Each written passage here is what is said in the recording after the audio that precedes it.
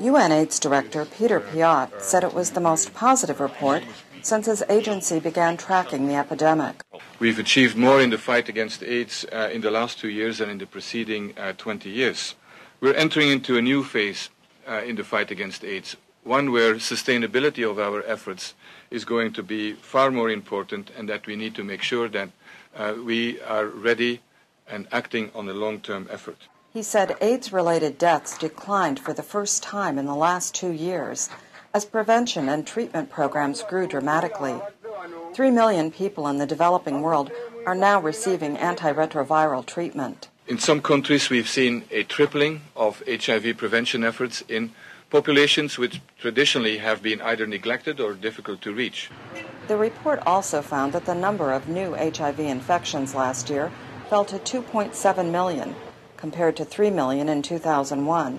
The drop has been especially steep in sub-Saharan African countries, including Rwanda and Ethiopia. There's also good news for children.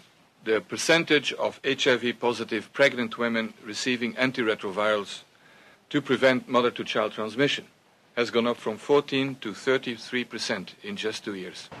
Young people in several countries, especially in Africa, have also changed their behavior. Thoraya Obaid, executive director of the United Nations Population Fund, said sex education programs are essential. There has been progress in young people delaying their sexual relations, reducing number of partners, and using condom. However, the young people still remain to be very vulnerable in that area. And the vulnerability is because many young people still lack accurate and comprehensive information on how to protect themselves.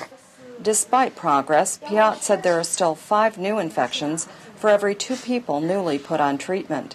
He said increased funding is critical if progress is to continue. There are 33 million people living with HIV today.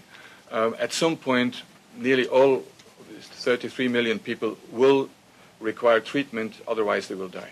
Last year, the report said $10 billion was available for HIV and AIDS programs, but at least $8 billion more was needed. To keep up the current pace of treatment, funding needs to be hiked by 50%. Piot said he'll be at the White House Wednesday when President Bush is expected to sign a bill authorizing $48 billion over 5 years for treating AIDS, TB, and malaria. Carolyn Weaver, VOA News, New York.